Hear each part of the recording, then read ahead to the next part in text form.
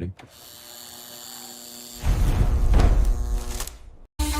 When life gets real, the mic stays warm. Hosted by the dad with lots of charm. Insights are sharp and data's tight. Alerts already and the joke's online.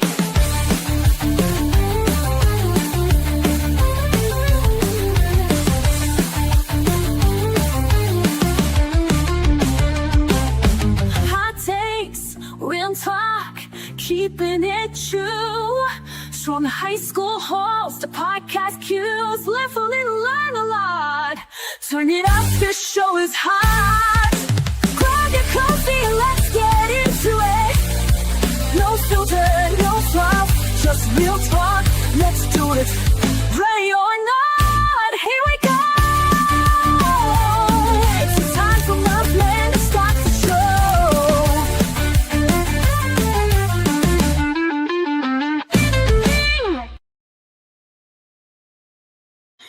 All right, welcome to Hot Takes with the Murphman. I am the Murphman here with my co-host Connor. How are we doing today, Connor? Doing good, Murphman. How are we doing today? I am doing great.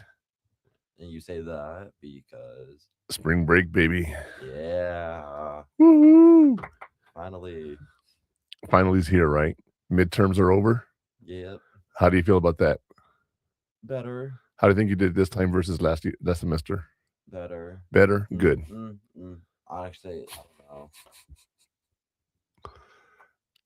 I don't know. You don't know? Decent, but at the same time, it's different subjects from what I Right. had. So Well, like, okay, I keep asking about discrete structures. I know that's I one of those that hated just, that exam, 15 questions, oh, okay, but and that's, it was so difficult.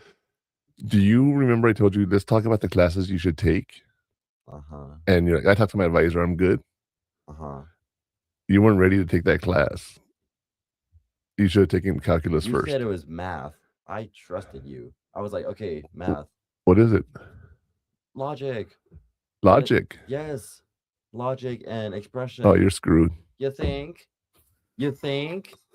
You suck. You said it was another like calculus. I thought it was. I'm sorry. Well, I My never. advisor said the same thing, so I'm like, okay, I'll take it. Your advisor said the same thing. Yes. Okay. Someone in physics told me, "Hey, it's math related." Okay, so that's why I Yes, shared it's it with you. math related with formula, but it's not math. No, it's not math.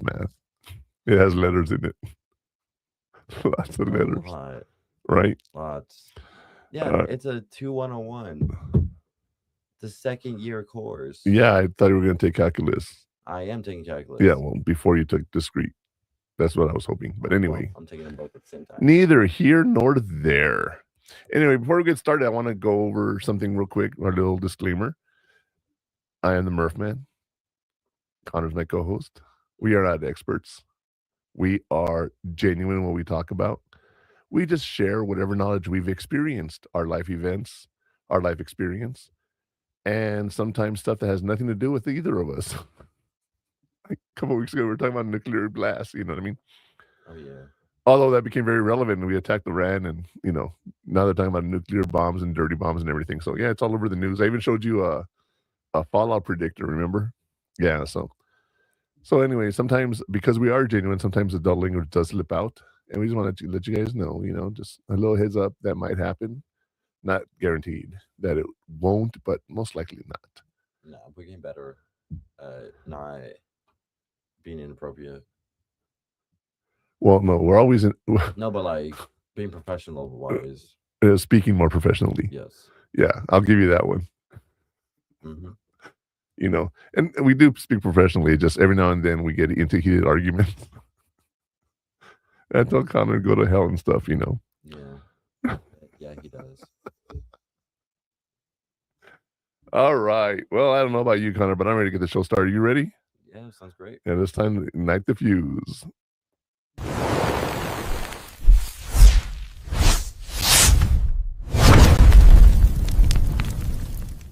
Everyone tells you to trust your gut, but the truth is your brain is lazy.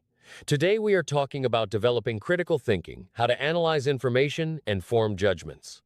If you only read articles that confirm what you already believe, you aren't a thinker. The fuse is lit. Murph-man, take the mic. All right, Connor.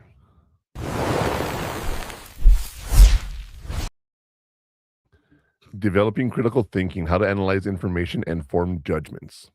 Wow, this is one of those episodes where you really have to. I know it says we're going to be doing critical thinking, but you have to realize where your thoughts come from. And I'll give you an example. When you were younger, and you had your mom's phone and you would look at TikTok and whatnot, right? You came up to me one day and you asked me if the earth was flat.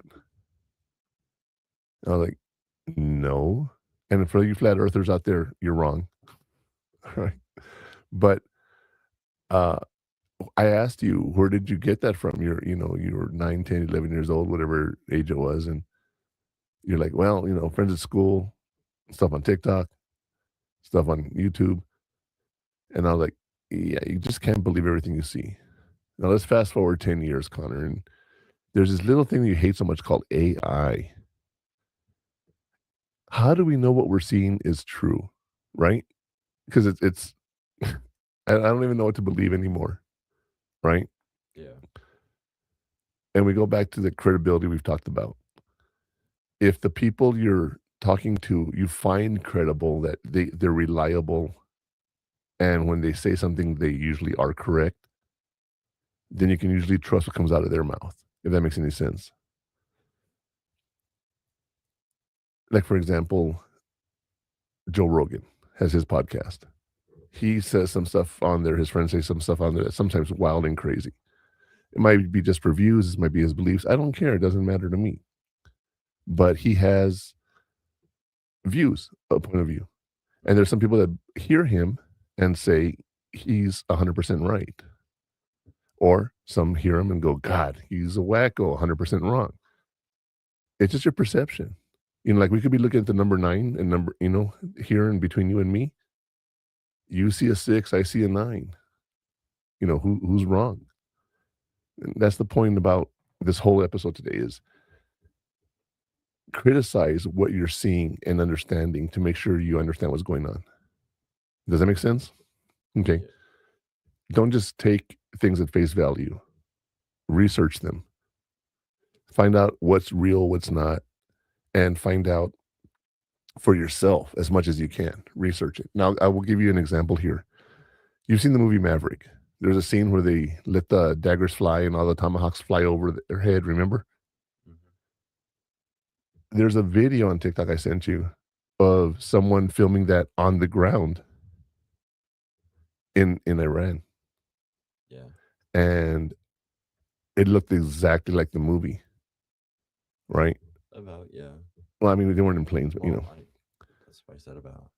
But I was like, I wondered if that was AI or real. I think it was real, personally. I think it was real. But I just was like, wow, just like in the movie. Or I should say, the movie did it right. You know what I mean? Yeah. So sometimes when you reference something, you don't really know if it's true or not, but take it with a grain of salt. Look at it, understand it. That's what we're going to be talking about today. So I say we get started with I want you, you're going to love this question, okay? Pay attention to the question and I'll explain it afterwards. All right, here's the burning question for today.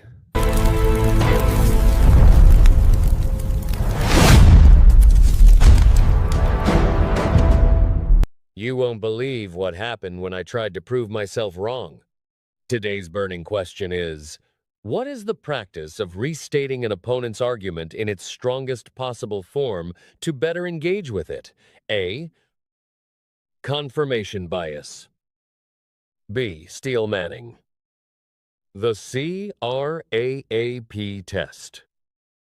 D. Authorized collaboration. The question is out and the heat is on. Murph-man, take the lead. All right, so let's look at this question. All right, what is a practice of restating an opponent's argument in its strongest possible form to better engage with it? What does that mean? Well, you want to go back to Stephen Covey, one of my favorite people I ever like to talk about. He has this theory saying, seek first to understand, then to be understood. You have to listen first before you can have someone listen to your point of view. All right. If you're listening to someone and already wanting to reply while they're talking, you're not listening. So that's one of those good listening skills we need to have. Okay. But another one is restating their question. And I'll give you, before I get into this answer, let me give you guys an example of this. When we were in the Army, you've seen how they get in rows, right? They get in line and formations and stuff. There's a time where we get inspected.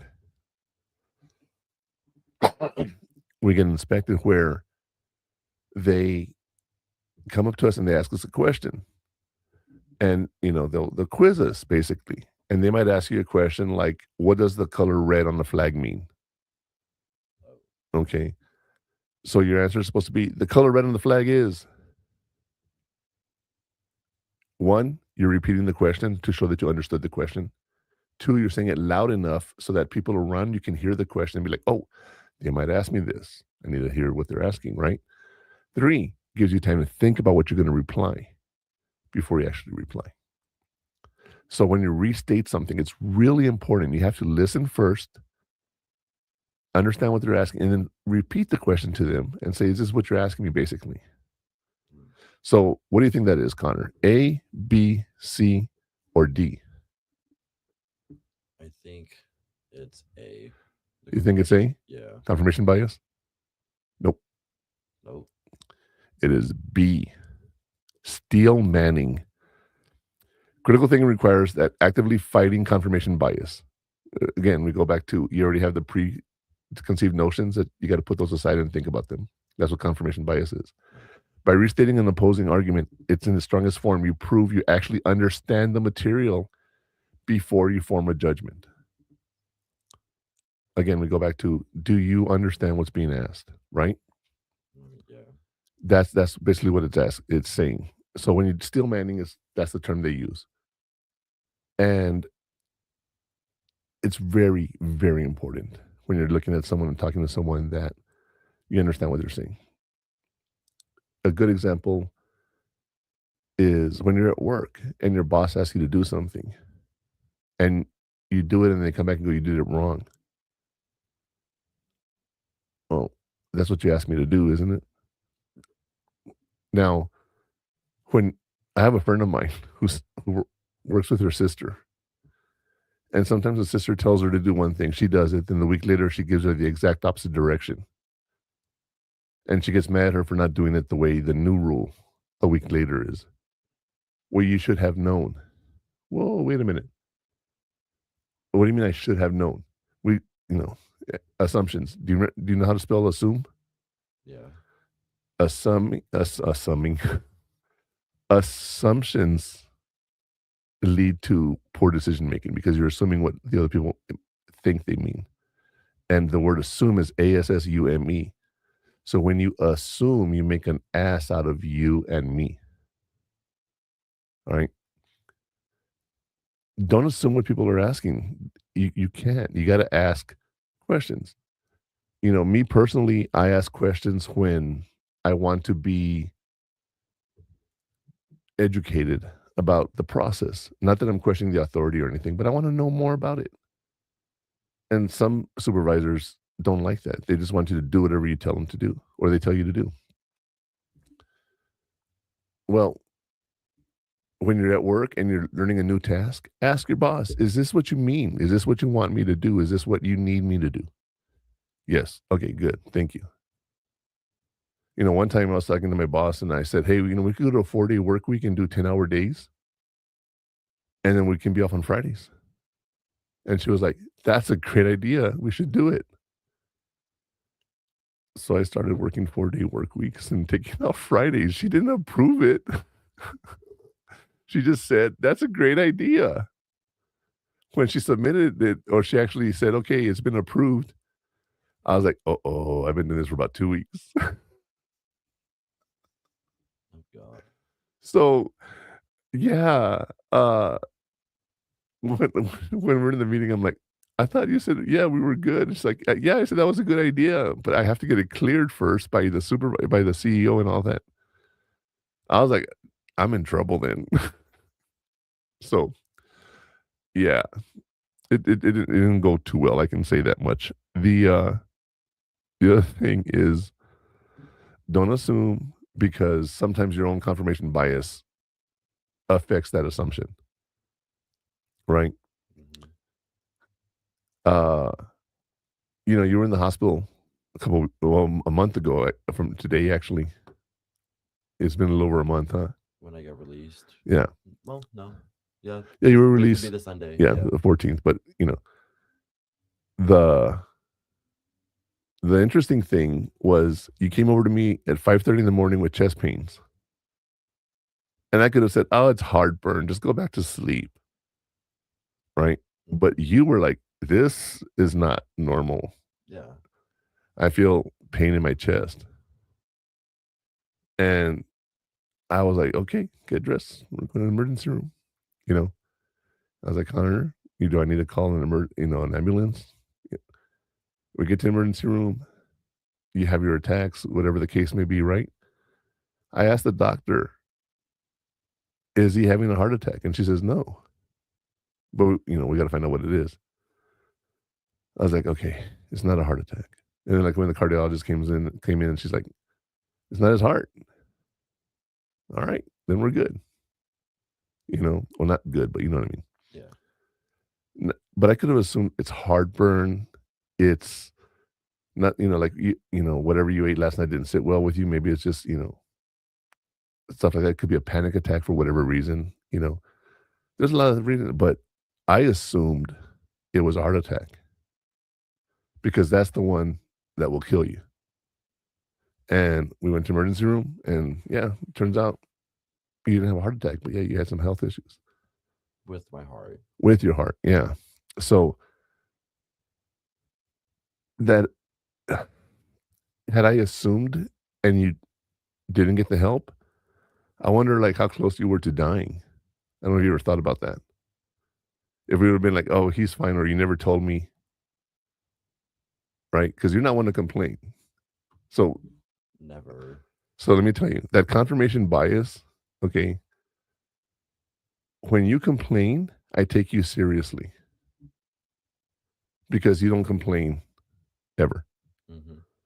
So whenever you have a complaint, I listen because I know you, and I know you don't complain about just anything.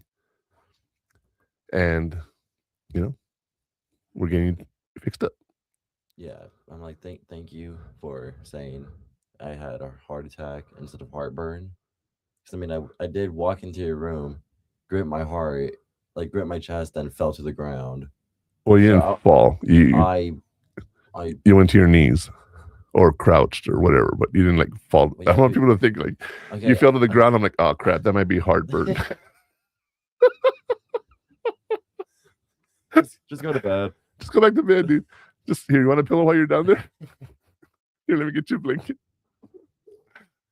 I'm like, Right? it'd be like the white outline you see in like cartoons or something. That's not funny. I've actually seen that in real life. Okay. No, no. All right. You mentioned the white line. That's the first thing. I'm sorry, that just came to mind. I'm not going to talk about it, but yeah.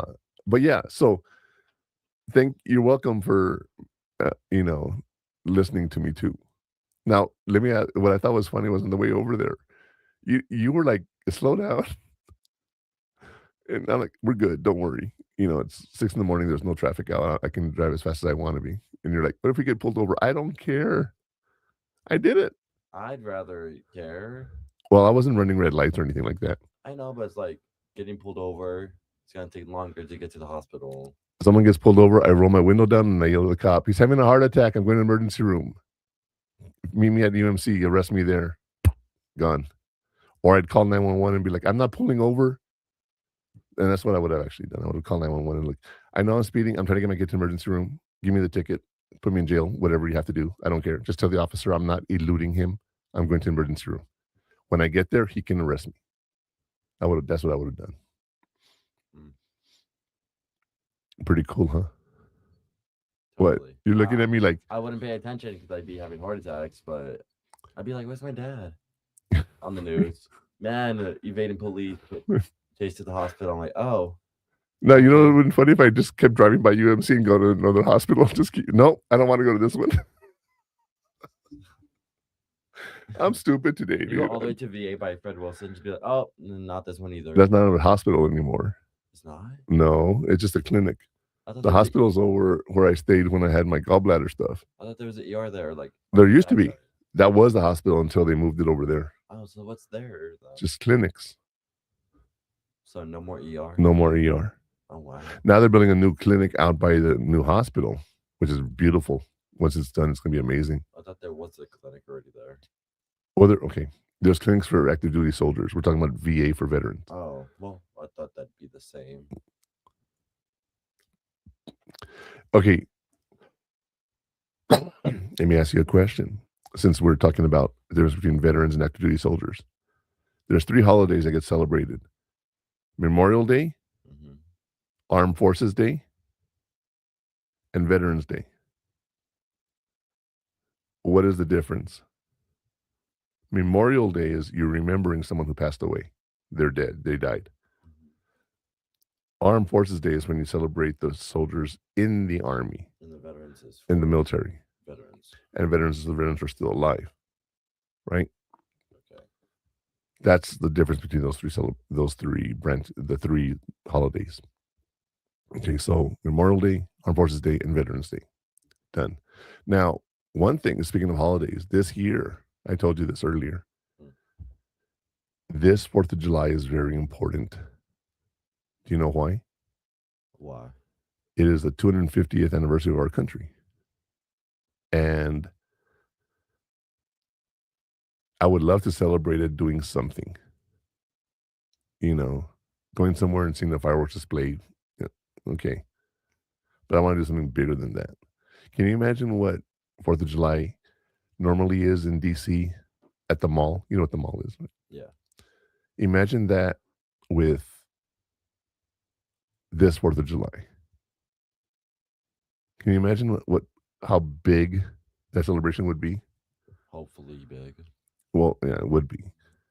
Now, one thing I would tell everybody, speaking of Memorial Day, I'm not laughing because it's messed up, but we didn't know this, and we went to DC starting Memorial Day, and that weekend, and veterans, a big deal for veterans is the Vietnam Wall.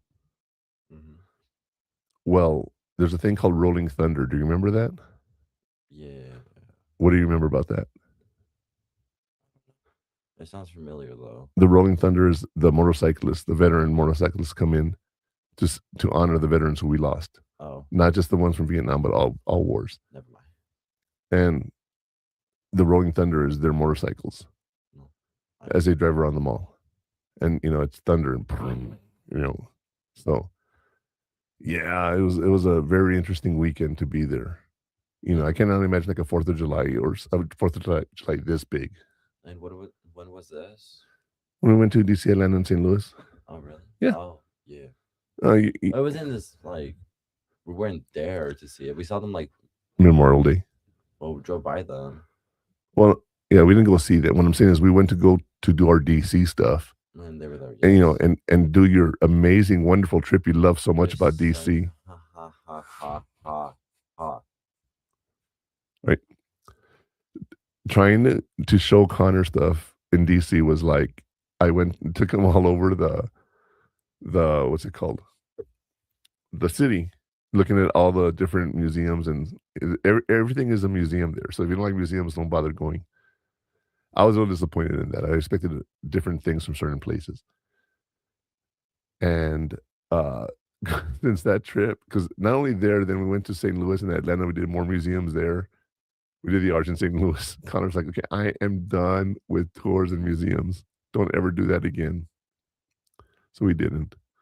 Yeah. But you gotta admit, some of that stuff was pretty cool.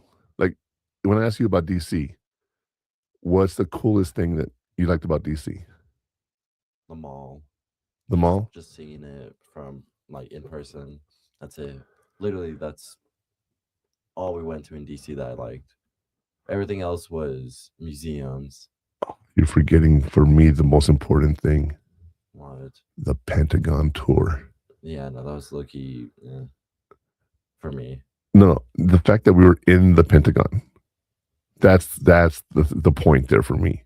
Well, there's also a McDonald's in the Pentagon. Yeah, they have a food court. Special. It's a food court. Yes. There's a food court. It was just a corner, literally on the corner. There's no. Well, we didn't go through the food court. We just passed it. There's a food court. Yeah. Actually, there's a hot dog stand outside in the middle of the Pentagon. You know how there's a big, right? Yeah, it's Pentagon. So there was people that were going to it back and forth, and apparently spies, the satellites were looking at the Pentagon, and they were trying to figure out what all these people were going to. So they were trying to like investigate why people were going. They thought it was something like secret. It turns out it was just a hot dog stand. That's one of my favorite stories about the Pentagon. But you know, the Pentagon is really interesting. Anyway, going to all this, DC, it's amazing. So again, like I said earlier at the beginning of the show, we're gonna get sidetracked at some point. We always do. But I will tell you what, before we go any further, let's talk about today's hot take. Connor, what do you think? Yeah, this sounds Get us back on track. Here's today's hot take. Stop being a parrot. It's actively hurting you. Today's hot take is, if you only read articles that confirm what you already believe, you're not a thinker, you're a parrot. It is time to stop seeking validation and start seeking the truth. Murphman, it's your turn to fan the flames.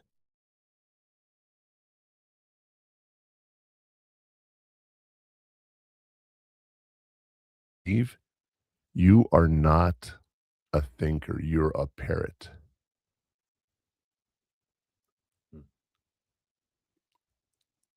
You know, when I try to get your mind expanded, that's why I was talking about all these different museums and stuff.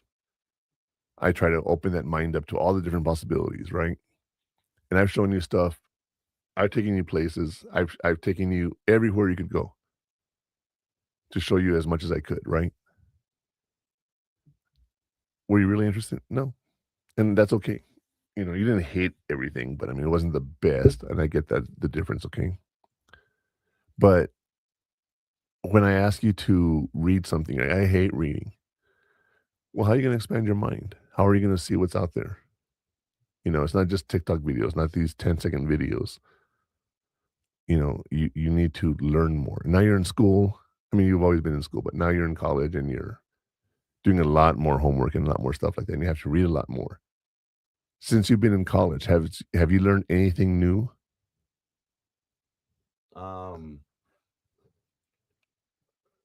Only like my computer classes. That's it. Everything else still the same, I guess, for my core classes. I'm sorry. I know that's. Keep talking. I'm like that's loud. And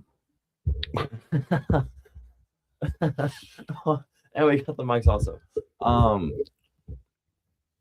not really doing much more than I like thought I would do from like high school. Because you did 2 years of cybersecurity.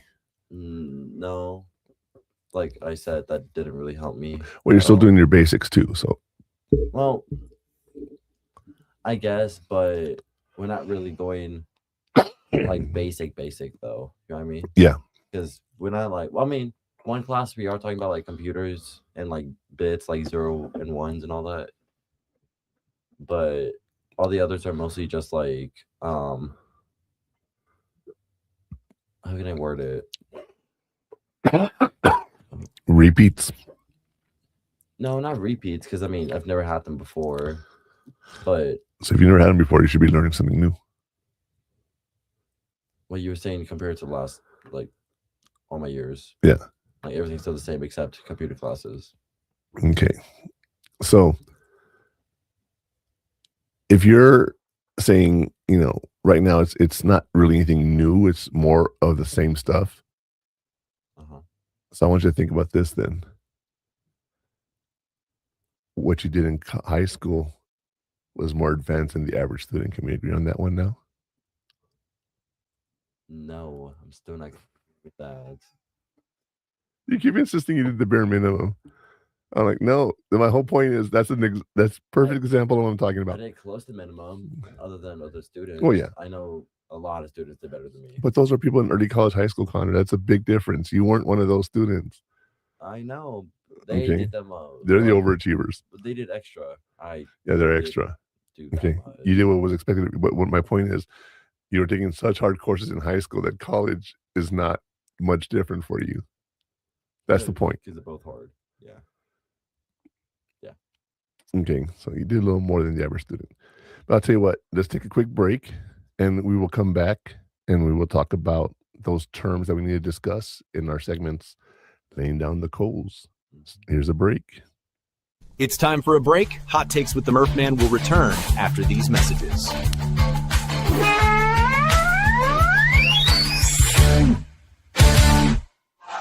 The station where our veterans' voices are heard, MBR Talk.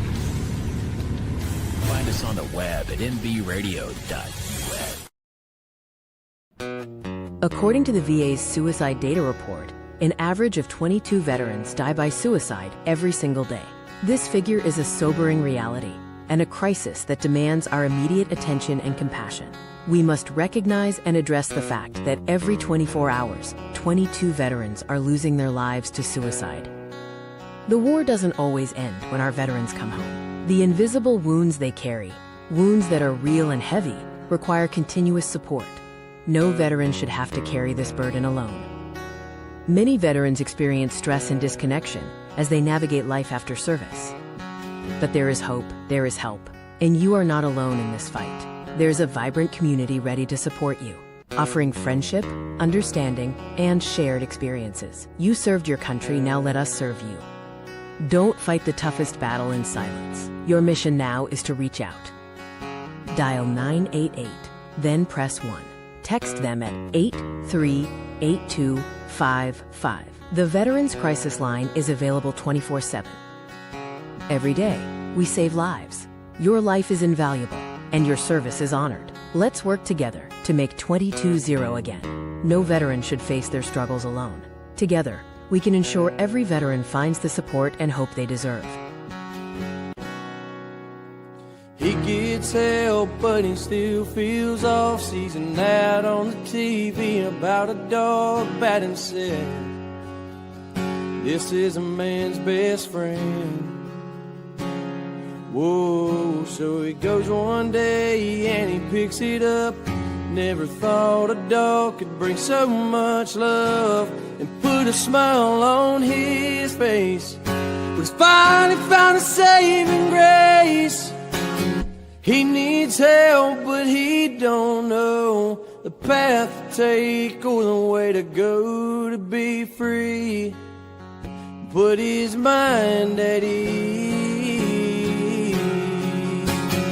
We will help, 'cause we can't stand to see a soldier go to God by their own hands. We will do everything we can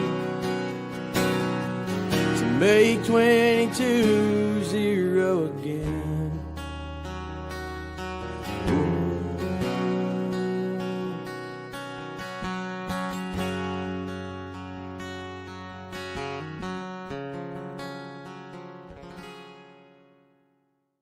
Before we get back to the show, I'd like to pause for something that matters. I was inspired by Ryan Spencer's song, Make 22-0 Again. I'd like to remind you that help is always available 24/7, 365. If you ever feel you need support or are in crisis, call 988 and press 1 or text 838255. There will always be someone ready to listen. Remember, you are not alone. Oops. That's my bad. I'm like, what? It's because it was immediately after I was used to split cam when it's like the black. Yes. That's it, but we're back. Well, that just leads into our next segment. Hold on. Wait. Okay, so again, we go back to what you just heard. Please, you guys, get help if you need help. You know, it's one of those things that I wish everyone would do, so they would be able to do this. But I'll tell you what, let's go ahead and lay down the coals. Are you ready, Connor, to lay them down? Let's go. The secret that separates a thinker from a follower. Before we dig in, let's clarify some of the key terms we'll be using today while laying down the coals. Confirmation bias. The tendency to search for information in a way that confirms your pre-existing beliefs while ignoring evidence to the contrary. The CRAAP test. A specific vetting process to check a source for currency, relevance, authority, accuracy, and purpose. Steel manning. The intellectual exercise of restating an opposing argument in its strongest possible form, rather than attacking a weak version of it. Now that the coals are laid, Murphman, let's discuss the foundation.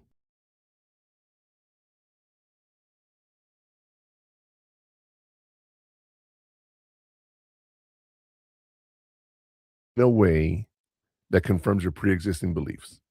So you're not really open to new things. You're just saying, this is what I believe. Now, I will tell you, when I was in psychology, getting trained at Saul Ross, there was a lot of confirmation bias on my part because I refused to really take in new information because I had been doing counseling, for 8 or 10 years before that. So when I would hear things, it was not something I was very willing to listen to, right?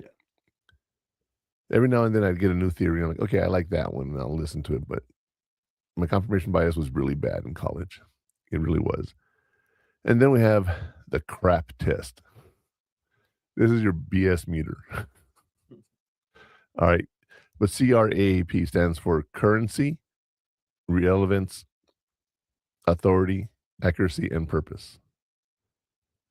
So let's look at that real quick. Currency is not talking about money. It's talking about how current is the information you're getting. Because if you're talking about George Washington and you're talking about dinosaurs, did you know George Washington died without knowing dinosaurs existed? Yeah. That's crazy, huh? Can you imagine a world before we didn't know dinosaurs were there? I'd be terrified. Actually, I wouldn't, Well, because but- it'd be, life. Not Yeah, like but it is now. But now we know what's there. We didn't back then. Mm. Do me a favor, real quick, while I'm talking about this. Research when were dinosaurs discovered. Okay. So you have currency, then you have to make sure it's relevant, authoritative, meaning you're getting from some place that has the proper authority to tell it. How accurate is it, and why is information given out? I'm going to show you how easy it is to bias something real quick. Okay, Connor? I'm going to ask you one question. If I were to ask every student in college this question, the answer would be yes. Have you ever taken anything without permission? And I'm not talking about stealing, although that is also part of the question. But I'm talking about, have you ever taken anything without permission? Well, clarify on like, You take something with no permission. so, but not stealing. Yeah. Like you borrow someone's pen, you forget to give it back to them. Oh, like something. Well, Inadvertently steal it without even thinking about it. yeah. I've had some stuff where I had to carry like stuff in my pocket because they don't have any, and then we both forget about it. Right? Yeah. Yeah. So if I were to ask everybody that question, they would all say, of course. At some point, we've done that. Okay. At some point, yeah.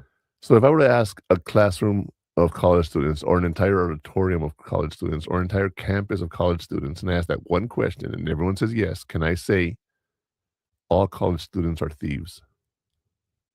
Yes. Based on the data, right? I'll agree on that. Yeah. Can you see how you can skew data, even though it's accurate and relevant and everything? It can be skewed. So whenever you hear data, take it with a grain of salt. Now, my favorite story when we talk about research is the Viagra story.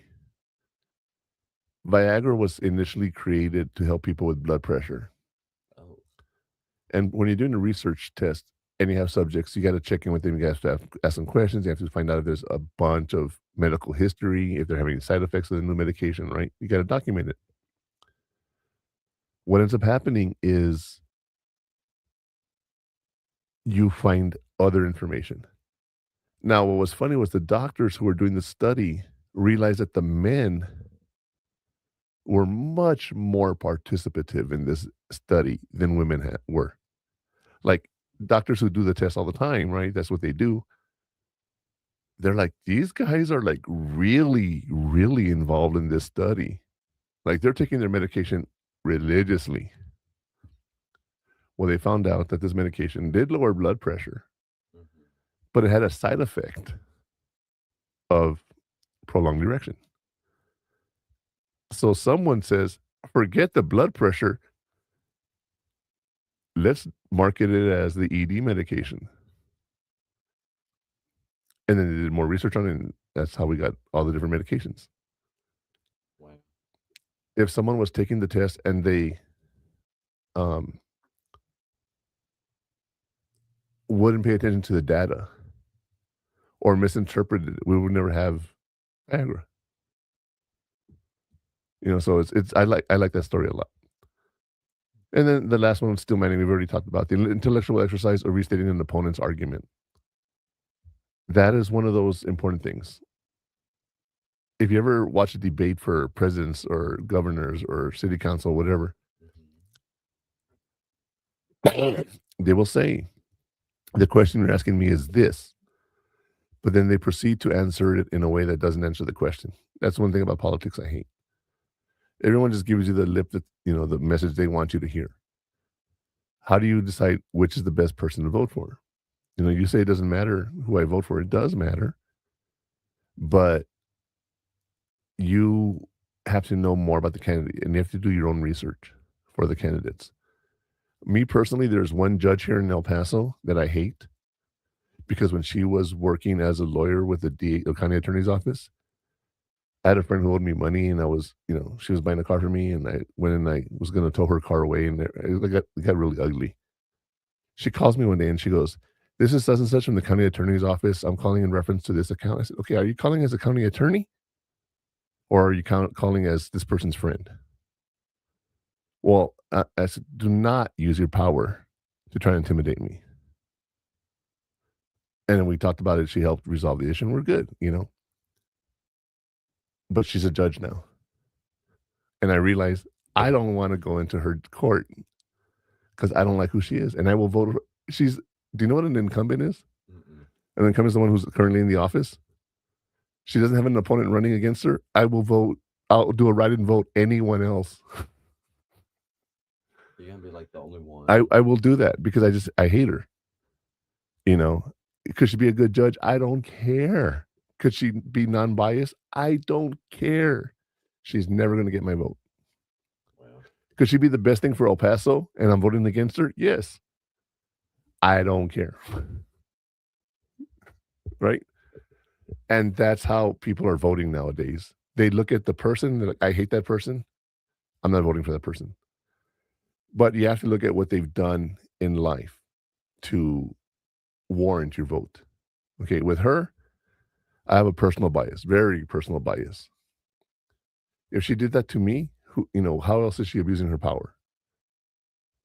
And I'm not saying she is, very clearly saying, I'm just saying that's what I think of when I think of her. So research, get information. Don't listen to what other people tell you. Don't be that parrot. Okay? Mm-hmm. So as we talk about this, Connor, which of those three terms do you think you've thought of before? The confirmation bias, the CRAAP test, or the steel manning, without realizing what the terms were? Confirmation bias. I've heard that a lot. And I'm just like, I think I know what it means. Okay. But then right now it's just it is what I thought it meant. So that's good. Again, we don't assume, right? Yeah. But I'll tell you what, there's one thing that we do here, and I try to give you guys examples, and I try to tell you my life stories. I try to share Connor stories, but we always have a story from the fire. So I think it's time we listen to today's story from the fire. I almost didn't show you how to spot a lie instantly. In today's story from the fire, imagine Jalen, who read an article that perfectly confirmed his opinion. His professor challenged him to find the strongest evidence for the other side. After evaluating that evidence and using the CRAAP test to check the source's authority and purpose, he revised his entire stance and earned respect for his intellectual honesty. That story is burning bright. Murphman, what's the takeaway?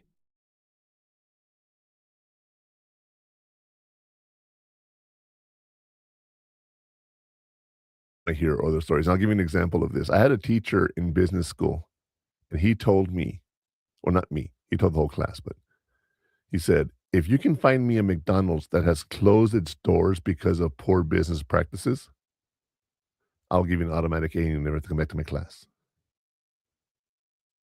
And, a lot of times McDonald's close down, they remodel. Sometimes they close down and move a location, right? But we had one where the Whataburger is right there on Zaragoza. There used to be a McDonald's there. When that closed, nothing new opened up or anything. So I wrote him an email. I said, hey, Doc, you want to be aware of saying this anymore. You might want to research it and find out why they closed and everything. And here's the franchise. Here's the person's name who was in charge of it. Here, I got all that information for him. And then when he researched, he came back, he goes, wow, yeah, I can't say that anymore. I cared enough because I found that very interesting that, McDonald's has such a good business plan that no one ever fails. If you can actually get a franchise with McDonald's, you're golden. You know what I mean? If you do what they're supposed to do. Now, there was a store here. I don't know if you remember where we used to go get ice cream, this 99-cent banana splits. It used to be a Dairy Queen. Oh.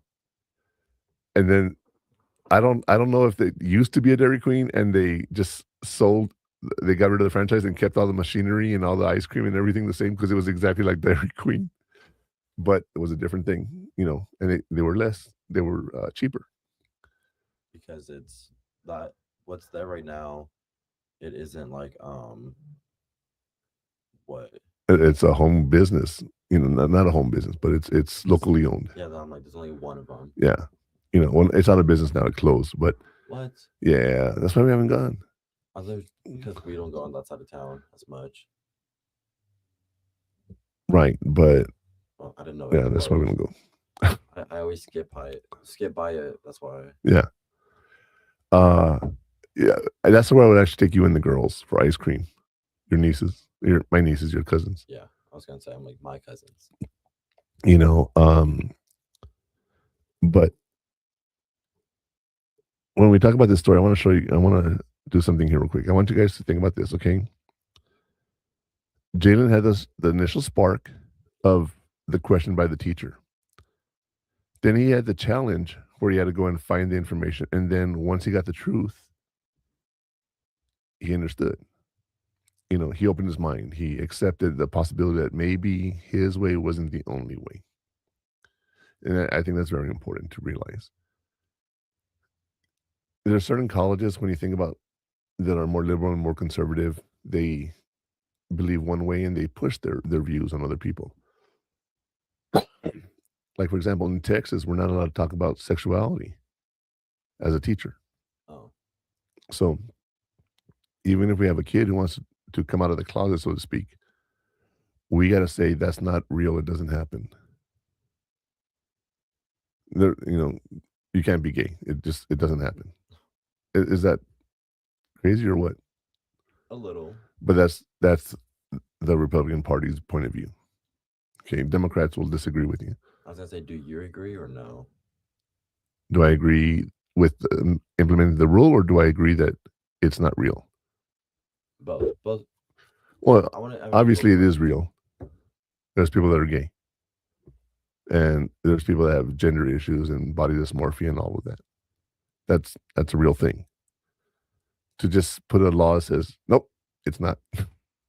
Just disregards all the research and everything. That's crazy in my mind. And again, I've told you there's some views of certain parties I agree with and some I disagree with. So it's not like I'm one way or the other, but I'm almost every test I've taken, I'm down the middle because I agree with certain things. Yeah. If I ask you, like, I don't know, I don't care, right? Yeah, because this thing isn't my thing. Like, You say that, but right now, if we go to war, you could be drafted to go to war, Connor. Okay, what's that have to do with genders and N- not talking No, about I'm talking about the parties and elections and stuff. Okay. Oh. Well, I was saying no to the Oh, okay, yeah, sorry. because we were talking about All that. right, because we had mentioned the parties and conservative, liberal, Well, and I you was like, mentioned it, but but that's where I thought you were answering to. no. But yeah, so don't be that parent and just repeat whatever you hear. Analyze it, research it, and understand where that point of view comes from. One of the things that I can tell you is during COVID, I would post how many people were dying every day. Yeah. And El Paso, believe it or not, was the world's worst spot in October of 2020. The world's worst cases of COVID was here in El Paso. We had so many people dying. They brought in refrigerator trucks to stack the bodies Oh my god. because they couldn't do autopsies or anything fast enough. Okay. So I would post this every day on Facebook. Here's today's stats, right? If somebody wanted to read them, they could. If they didn't want to read them, they didn't have to. But every day I posted any update I had from the county. How real those numbers are, we don't really know now looking back. Because of funding, everything was COVID related. People are dying of everything with COVID. Okay. When COVID was going around, there was respiratory issues that caused heart issues that caused death. What you had a respiratory issue, had a heart infection, you got cured. Well, not cured, but you know what I mean. That was happening all over El Paso at that time. And I posted the information. You know, I researched it, I shared it. When I got COVID, one thing they used to do is called tracing. They used to call you and say, okay, where have you been the last 2 weeks? And they had to literally write down everything, everywhere you've been. Who have you associated with in those 2 weeks? If I would have said my son Connor, my nieces, whatever, they would have had to go and call all those people. Now that became an impossible task further down the road. Okay, now you get COVID, it's like no one cares. All right, but at the time it was new, and it affected the whole world. I mean, the whole world shut down. You know, it's crazy to think that. Crazy how it was 6 years ago, almost. Was almost 7. No. Oh no, Almost sorry, I 6. can't do the math. Yes, And it was 6 years ago. no. No, now. 6 years. 6 years. Yeah. Now. Yeah. Right. Today. Today or yes, yeah, because it's spring break. Do you remember? Yeah. What do you remember? 8th grade. Well, I mean, what do you mean? What do I remember? 8th grade? It happened 8th grade. Sorry, 7th grade. 7th grade. Yeah. I was in my math class, and then we were like, "We'll see you back in 2 weeks." Never went back. Yeah. It's crazy. Yeah, this is 6 years. 6 years. Yeah, Right. it is 6 years.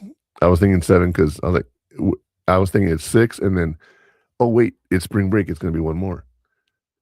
You beat me to it. Was it 6 or 7? You know. Yeah. Sorry. No, but yeah, you're right. 6 years ago, we left on vacation and we were stuck Never came back. and had no toilet paper. That's crazy. I never knew that was 6 years ago today.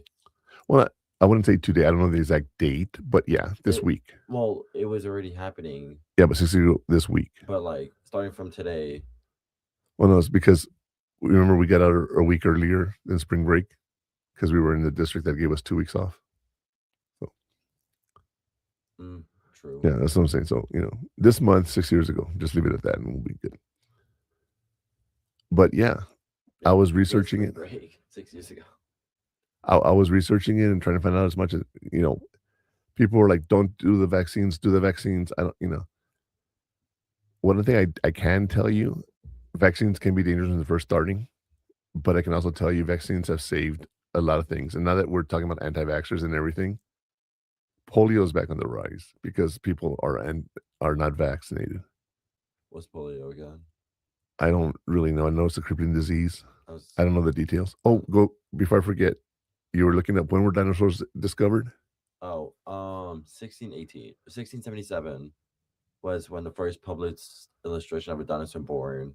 Dinosaur bone, and they thought it belonged to a human giant or war elephant. But then 1818 was when they found fossilized bone. 1818 is the date that matters. That's when they realized what it was. That's crazy. Yeah. When did George Washington die? 1799. Yeah, so he died without ever knowing dinosaurs existed. Wow, he died like 19 years before. Yeah, so, but anyway, it's one of those things that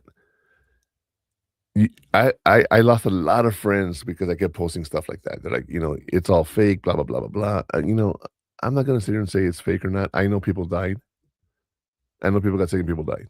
I know vaccines help with diseases. I know that. Regardless of what you want to tell me, I can tell you that the anti-vaxxers are causing more of these diseases to come back. And I don't like that, but it is what it is, right? Yeah. But do your research and find out what you think is better than anything. All right. Mm-hmm. Now I'll tell you what, let's talk about those steps you can take that will help you, will guide you through this whole process of critical thinking in our heat map. Heat map? Heat map.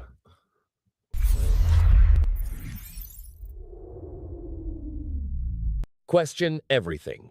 The heat map will show you where to focus your efforts for the most impact. Ask, what's the source? What's the evidence? What's the agenda?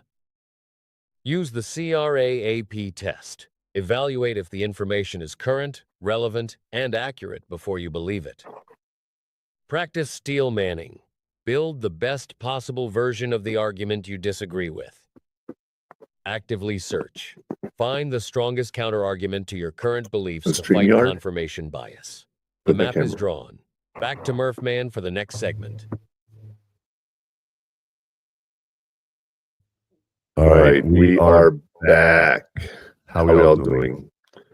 So yeah, think about that real quick, okay? In the heat map, ask what's the source you're getting from the evidence, okay? What's the agenda of the people giving that? There are people, we're talking about anti-vaxxers, for example, that believe that vaccinations are harmful and cause autism. The good outweighs the bad. All right. Use the CRAAP test. Evaluate the information. Make sure it's current, relevant, and accurate before you believe it. Practice steel manning and build the best possible version of the argument you disagree with. And actively search to find the strongest counter argument to your current beliefs or fight confirmation bias. Confirmation bias.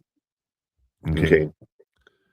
That's so important because you don't realize how much we do this.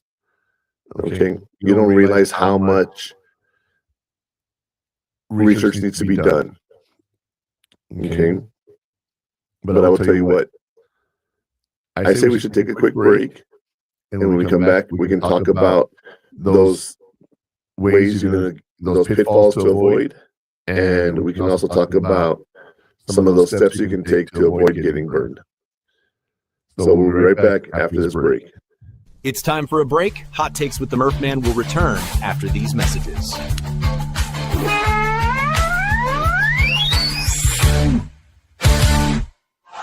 The station where our veterans' voices are heard. MBR Talk. Find us on the web at mbradio.us.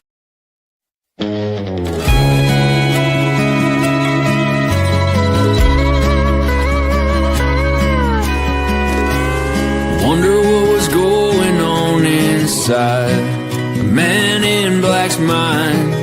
Was he missing June? Was he thinking back when that picture was snapped? Was he wishing he could hold her? Did he know his life was over? Hey, that camera flashed the last picture of Johnny Cash. The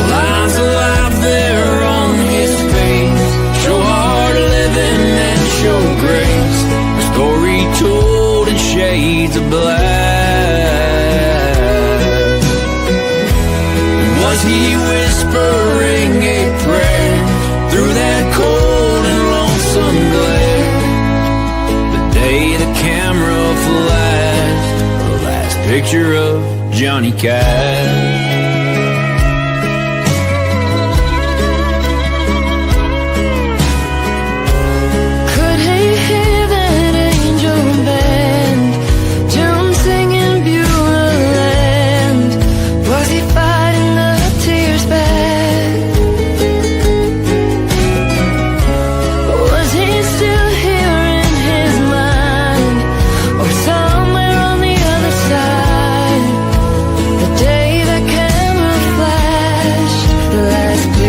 Johnny Cash. The lines of life there on his face show hard living and show grace. The story told in shades of black.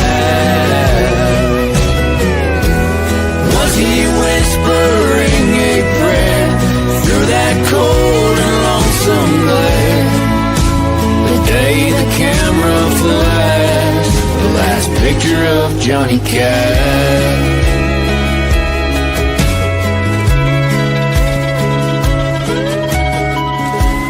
Wonder what was going on inside the man in black's mind. The day old Marty flashed the last picture of Johnny Cash.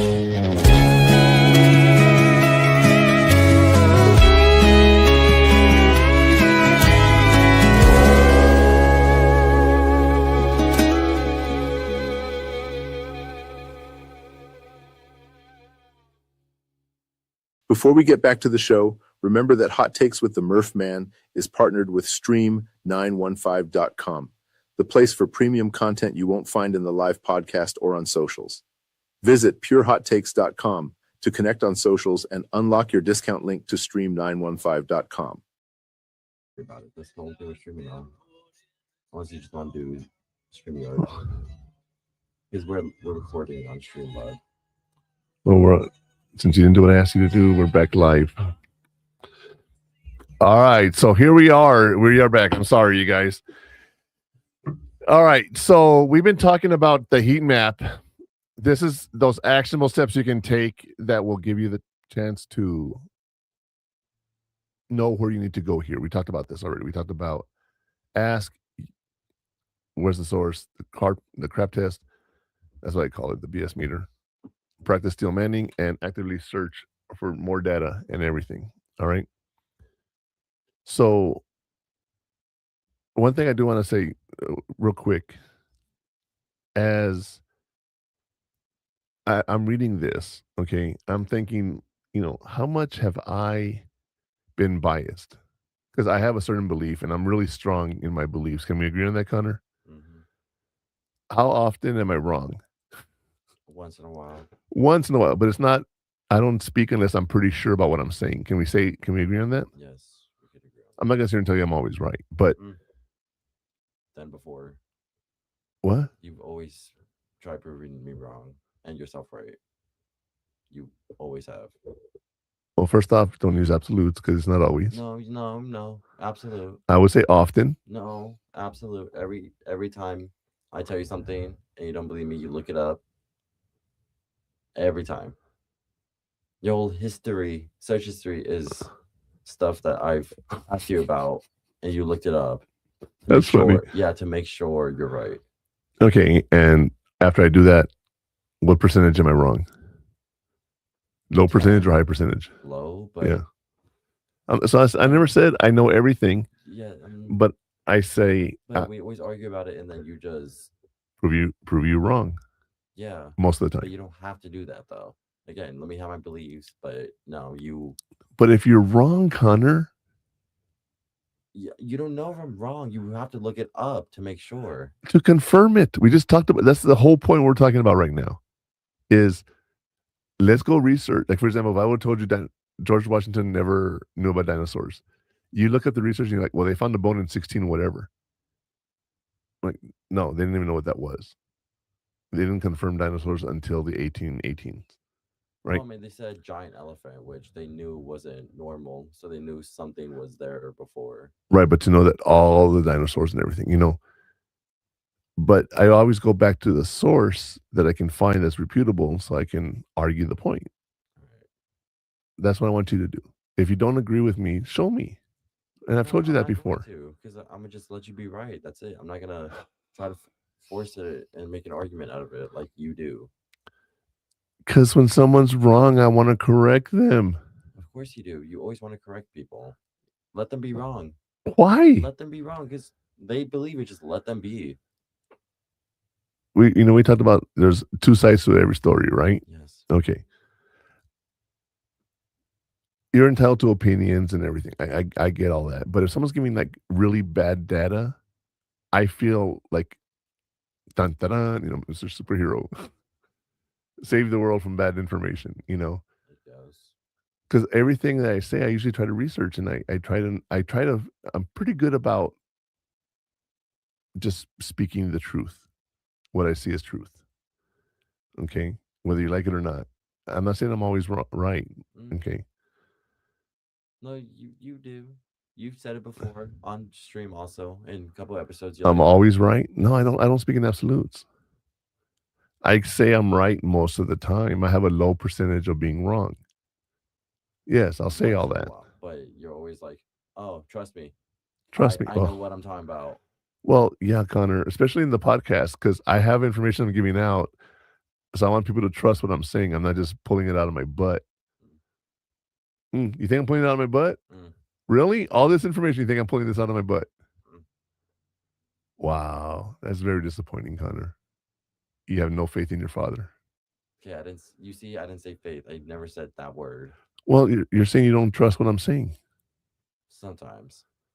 Then you have no faith in me. No. Remember how we talked about the person, you have to find they're credible and everything? Mm-hmm. So you're saying you don't find me credible? Not as much. Your stories, yeah, but some stuff, I don't know. Because it's so weird. Yeah, I'm like, there's no way.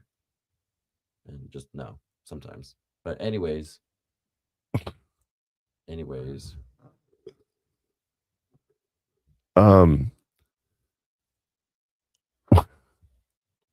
I'm laughing because I know my stories are like really, really far-fetched and out there and crazy. I know that, Connor. And it's not like I want that, but that's just the way it is. And yeah, I'm like Forrest Gump, right?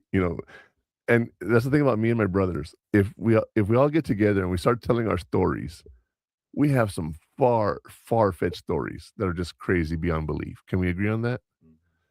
Out of all the stories I've told you, what do you think is the one story that blew your mind? Can you think of anything off the top of your head? No, not really. Well, Has been in the moment, and then I'll remember it, but I can't just think about it. My favorite story, not that it's my favorite story, but when I think about like something that's happened that's so far-fetched, is your grandfather, my father was murdered in 2004. My brothers and I almost caught the killers ourselves. That's a true story, no lie. Right? We were 2 blocks away from them when the police arrested them. That's crazy, huh? How we found the information there, that's a long story. Okay, but that is something that is true. As far-fetched as it sounds, when the cops told us they caught the guys, we asked them, how close were you to this intersection? He says 2 blocks. 2 blocks. And he was even shocked that we got that close. He's like, how did you guys get us? And then we sat there and we told him everything. And he was just like, I don't know how. But that's my brothers and me. I will say that about my brothers. As much as I talk smack about them, we can get things done. The 3 of us. But yeah, so getting back to this here. I think it's time we talk about those things, those pitfalls where you can get burned. In our segment called Where Are You Going to Get Burned?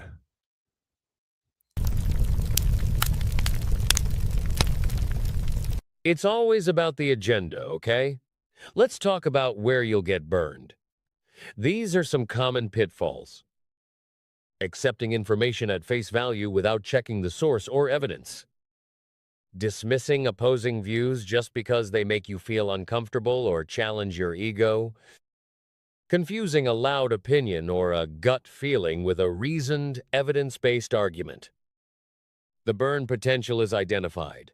Murphman, finalize the caution.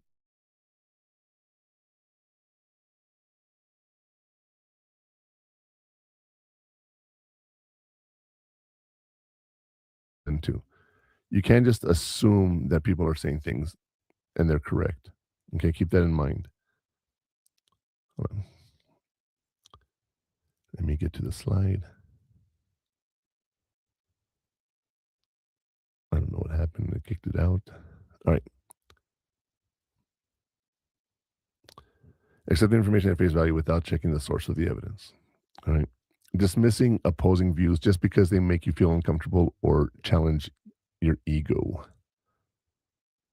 And confusing a loud opinion or gut feeling with a resorted evidence-based argument or reasoned, I'm sorry, not resorted.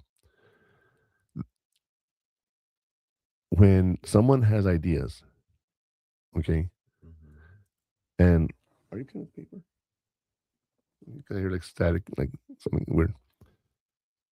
You know, You just stand still. your gut feeling is something you have to trust. The BS meter is what we call it. When someone's talking about stuff, right? When you're stuck here with your opinion, you ask people to do things, it doesn't happen, right? So just think about that for a second and realize, hey, you know, this is maybe not true. That BS meter, your gut, is something you have to pay attention to. Believe me. All right. And sometimes you can look at a person who you don't like and you don't trust, and they say something, and you're like, maybe, just maybe they're right. You can't let that bias you have toward that person change what they're saying, because sometimes they might be right. Most of the time they're wrong. I guess. You know, well, if you don't like someone, you're like, you know, this person doesn't know what they're talking about, and you argue with them and everything. I had a therapist, a teacher who was at the college, and he was a great therapist. And I fought him tooth and nail on everything he talked about, because I was like, none of that would work. I'm working with families right now. None of that would work. None of that would work. Everything he said, I hated him. Later on, he found to respect me. He was like, you know, this guy wasn't just a student. He actually knew what he was talking about. Everything. So I made him question some of his practices, which I thought was pretty cool. But I was just so close to the idea to listen to that guy. You know, I think I got to be in the course. And yeah, it was very interesting, you know. But you want to do an intellectual safety check, is what I call it, okay? Deploy your active thinking for the strongest counter argument. You can't argue if you're not thinking. If you're just saying stuff and spewing stuff that has no relevance, you're not making a point. You're not saying anything that matters. So, does that all make sense, Connor? Yeah, it makes sense. All right. So, I'll tell you what. Let's talk about those heat shields that will prevent us from getting burned. You ready?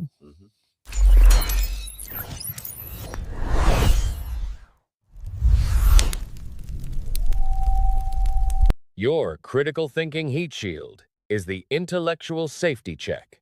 Deploy this shield by actively searching for the strongest counter-argument to your own beliefs.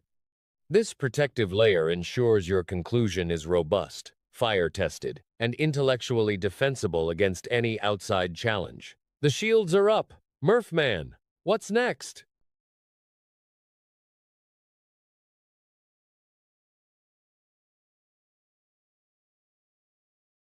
Information that where your get burned is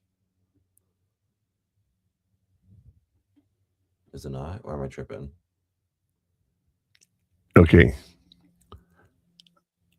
For me, it's the same. I don't know how it is on StreamYard.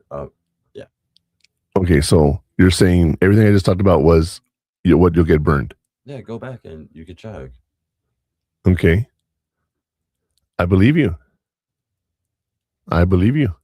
Because, I mean, go. You can talk about it if you want. I'm like, go ahead. Go ahead and talk about it. Right? I mean, yeah. I will tell you. Let me just get out that slide. And this is why AI sucks. No, that's not what happened. That's not what happened. When I did the slides, I just copied the same material twice into the slides. If that makes any sense. Yeah. Okay. Yeah, sorry about that. Let me see here. Hold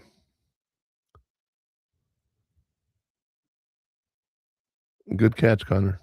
All right, sorry about that. So let's talk about these heat shields, okay? Where are you going to get burned? Accept information at face value without checking the source of the information. You need to go to proper resources when you're searching for something to know if you're going to argue something. What would you consider a credible source? I don't know, something from a legitimate, verified account. Okay. The little blue Twitters, right? Or the blue check mark. You know you can pay for that, right? I can pay for it. Yeah. That doesn't mean anything to me. To me, it does. Because, I don't know, if you got money and they actually verified you could have that blue check mark.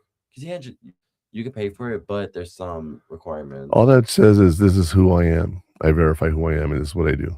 Well, then, that's all it is. I send my ID card, I pay a monthly fee, and I get the blue check mark. I don't know if you knew that or not. The other thing is news articles. Certain news stations skew information left or right, moderate or liberal or conservative, you know.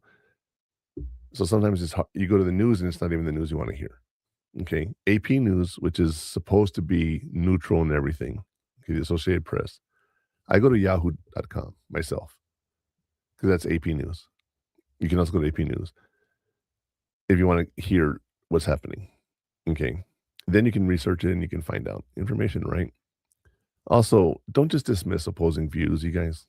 You know, I understand people are going to disagree, and that's okay, no matter how uncomfortable that might be to your ego. And that gut feeling is usually right in some way, okay? Because you just know when something's not right. It goes against what you believe, you know? So, that's one of those things that you really got to think about. But I'll tell you what, let's go and ask ourselves about the afterburn so we can reflect on those questions about what we learned today. Here's a segment, the afterburn.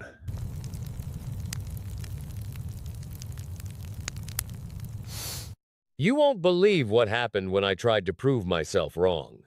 In today's afterburn, here are some questions for you to reflect on.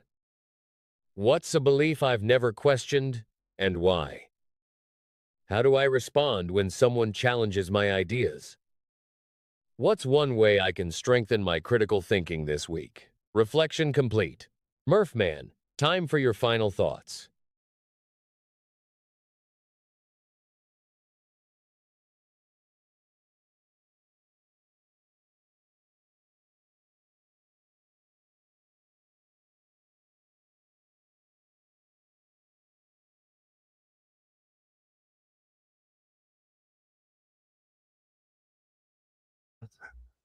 Okay. I don't know what to believe, the truth, obviously, right? But I'll tell you what, when you think of all the technology in the world, and I've talked about this with the Egyptian technology and the Roman technology, there's pyramids all around the world. They all have the same kind of images on the wall. You know, it's really weird, some of the stuff that we've seen out there. So I don't know if it's true or not, but I lean more towards we've been visited by aliens and times have restarted over and over. You know, that's just what I see. And I know it's weird. I have no scientific basis for any of this. So you're saying we evolved so much that aliens had to destroy us to start from the bottom? No, I wouldn't say aliens destroyed us. I'm just saying aliens helped rebuild us and made us more advanced and stuff. You know, just I never heard of that. I'm like, you never heard of what? Aliens like resetting our lives technically. Well, actually, Saturday Night Live did a skit on that. You know, Otesla, the commercial for Otesla, right? No, I don't even know. Okay, because I don't have whatever they're talking about. But Saturday Night Live did a thing about Otesla, and they're like, yeah, it's been here since the beginning of time. They show all these like historical photos, like hieroglyphics on the wall in Egypt that have Otesla as the medication. You know, I don't know why they picked Otesla. I haven't researched why that, but you know,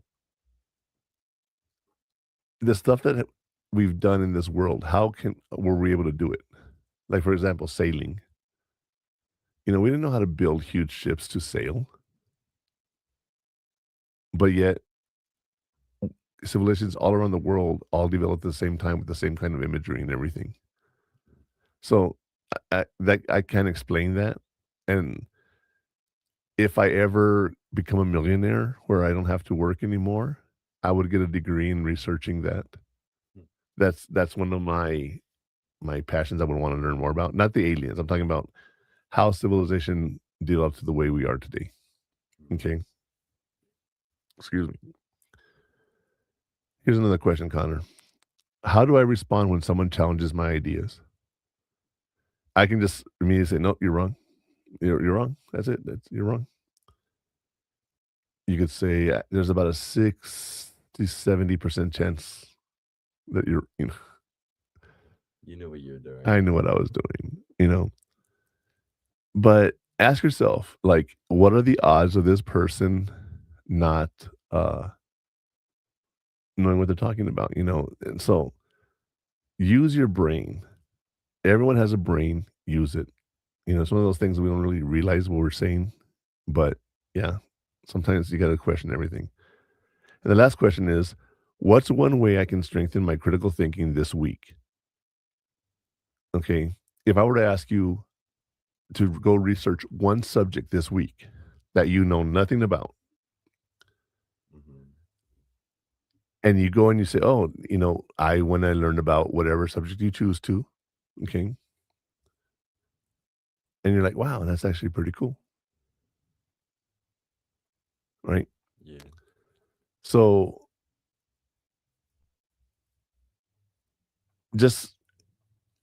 I challenge you, Connor, and everyone else listening, go research something new that you did not know about this week.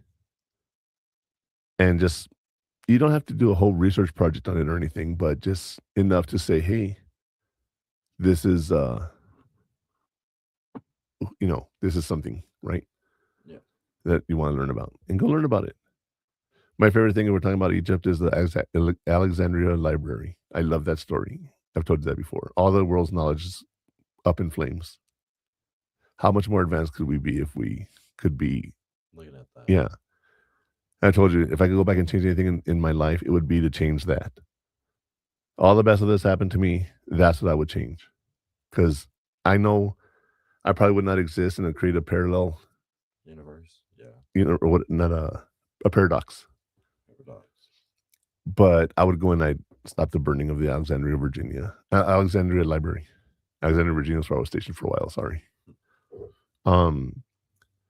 But yeah, it's ask yourself these questions and open your mind, and we'll see what we can do. Now, before I forget, on Media Player, go back to Adios Amigo. Okay. And let me know when you're ready. Okay, so we're going to take a quick break, and when we come back, we're going to talk about the digital inferno and the technology you can use that will help you do all of this. It's time for a break. Hot Takes with the Murph Man will return after these messages.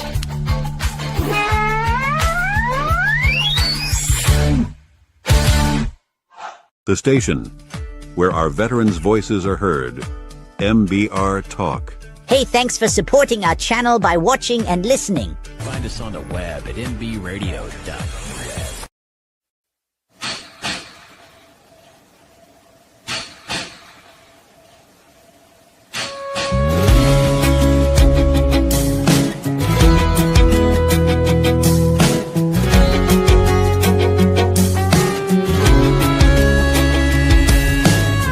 Staring out, there's a hotel window, many floors above. What's missing down there is love. Thinking through the smoke that fills my mind. Don't worry, it's not my first time. Adios, amigo. I'm so glad I seen you. I won't be seeing you around. Adios, amigo. I've been looking for you since I stepped foot in this town.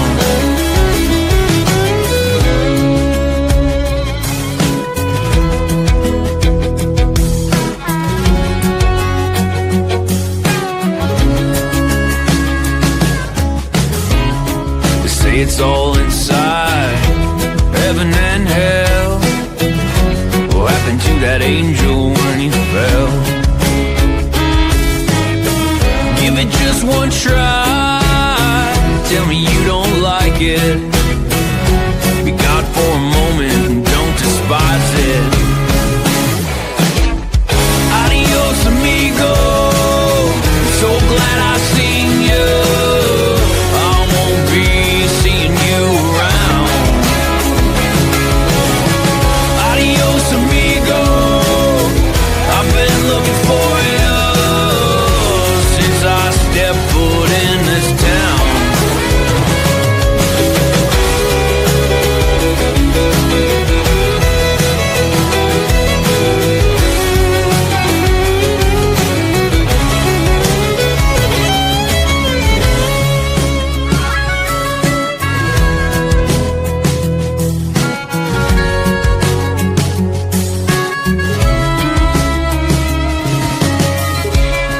Step outside and breathe. Play a little in the street. Hope it's not me they're sending. Move on from over there. Give the kids a little scare. Oh, these fences, they need mending. Adios, amigo. I'm so glad I seen you. I won't be seeing you around. Adios, amigo. I've been looking for you since I stepped foot in this town. Adios, amigo. So glad I seen you. I won't be seeing you around. Adios, amigo. I've been looking for you since I stepped foot in this town.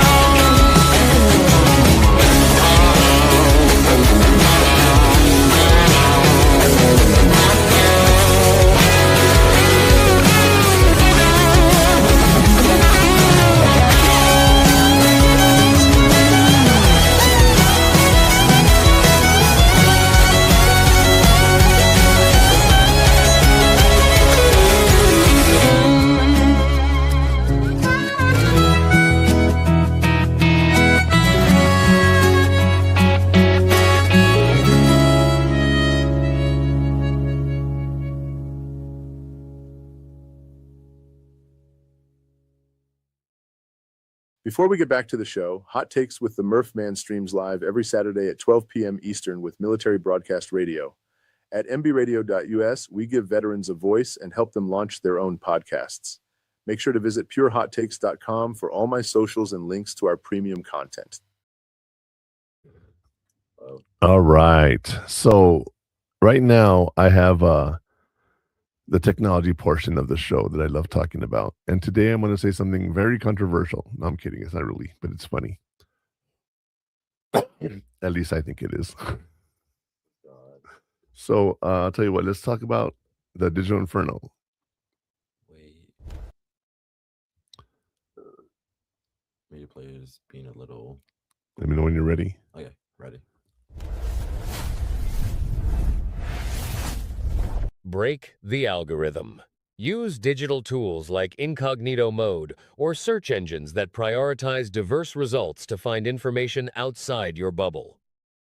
Utilize platforms like procon.org or AllSides to easily access opposing viewpoints, forcing you to see the full picture. The tech is burning bright. Murphman, close out the inferno.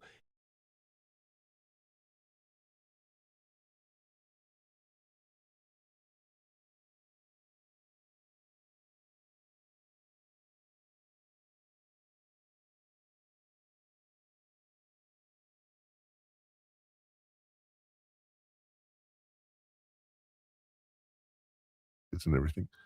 It's not going to stop people from knowing where you're going, but it doesn't save it on your phone or a tablet or computer or whatever. Yeah. Why is that important? Not the porn. Why is it important to use incognito mode? Well, since it doesn't save your cookies, it doesn't store your data. So when you do a search, the algorithm doesn't find you based on the cookies you've searched. So using incognito mode actually is like a blank slate. I use incognito mode and I use a VPN because I do a lot of searching for pricing. If I search for a trip, like this weekend, we're doing our staycation, right? If I did a search right now for a hotel in El Paso for a week, and it was $800, and then I came back and I looked again, it was $850, and I look again, it's going to be $900, because the site knows you're coming back because you want us, but you didn't buy us at a cheaper price, but you're still coming back. I raise the price, you come back again. You know what I mean? They know they can get you for more.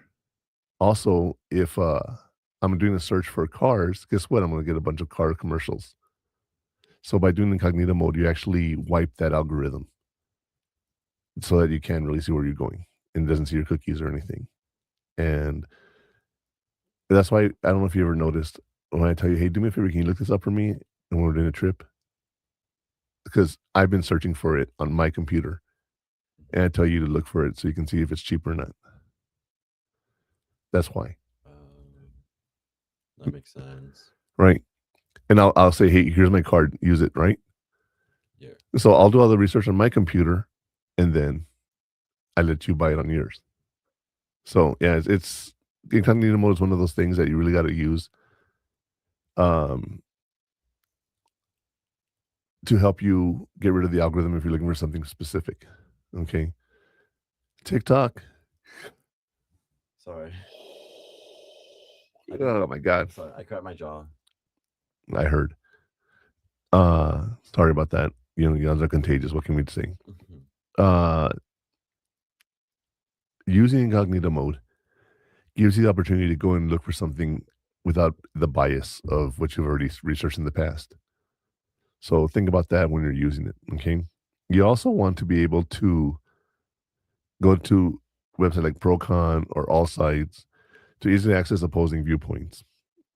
It forces you to see the full picture, okay? Because it's supposed to give you both sides. I mean, sometimes it doesn't, you know. But you know, there's three truths in a situation: your truth, my truth, and the real truth.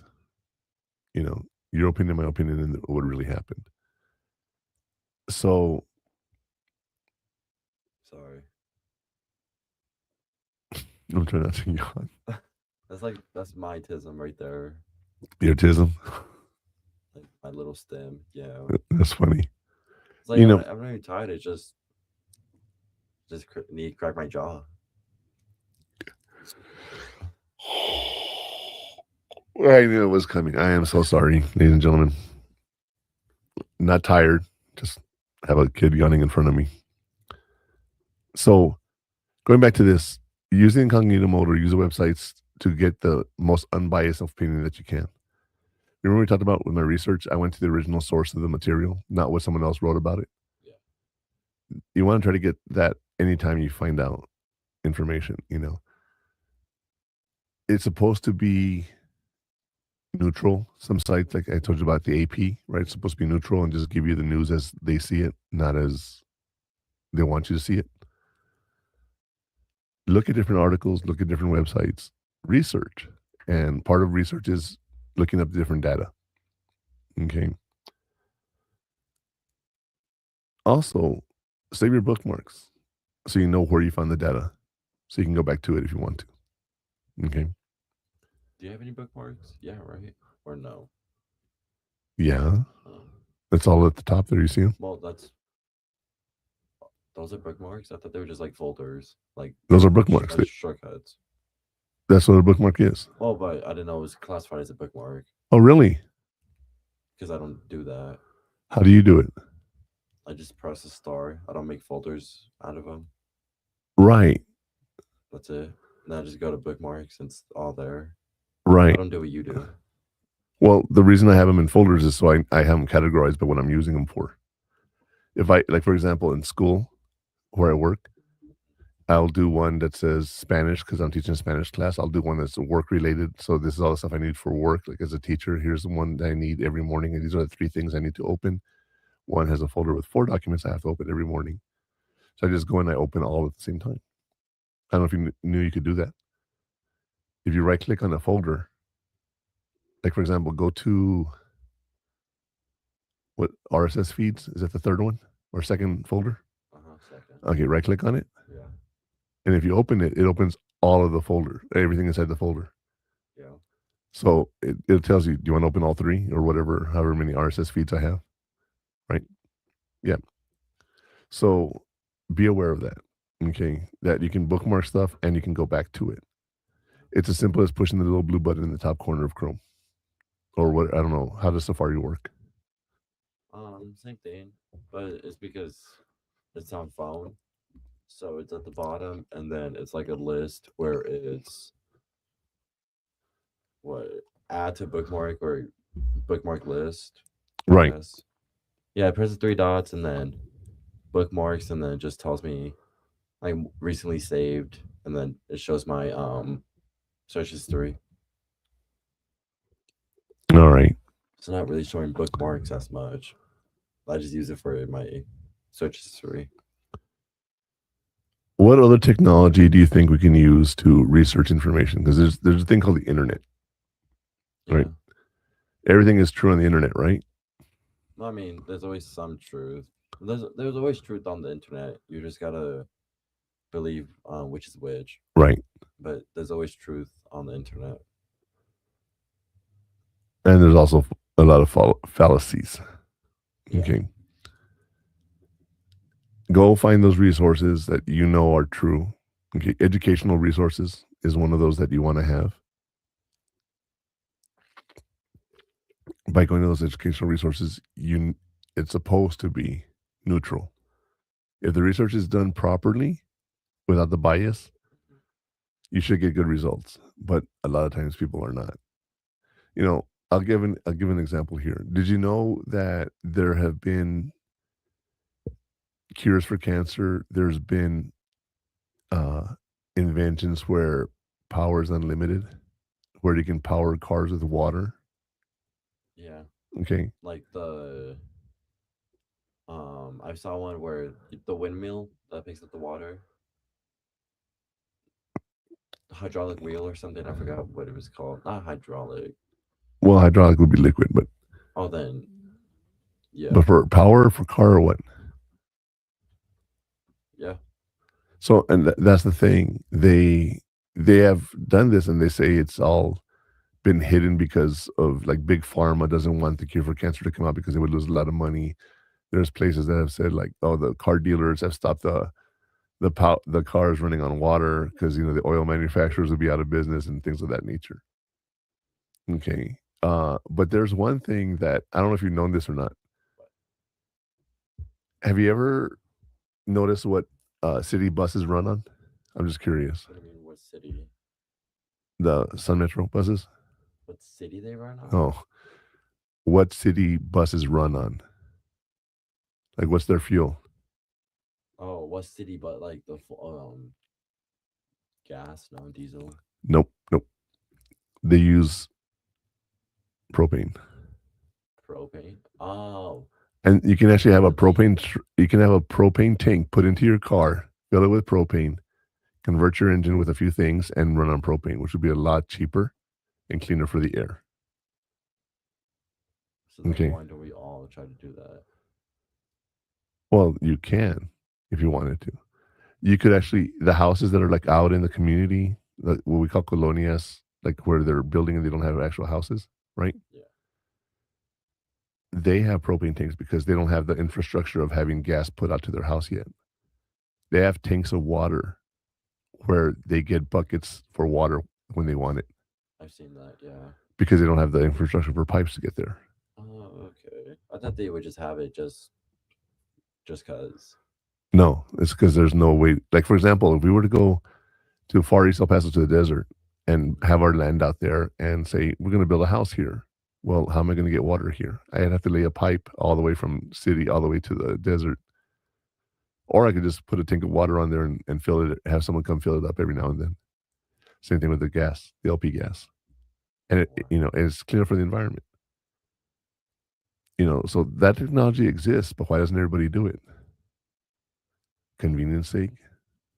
I don't know. Maybe too much propane. Well, who knows, right? Damage it. But you can live off grid, so to speak, with that. Okay. Well, I mean, yeah, but you gotta do everything yourself.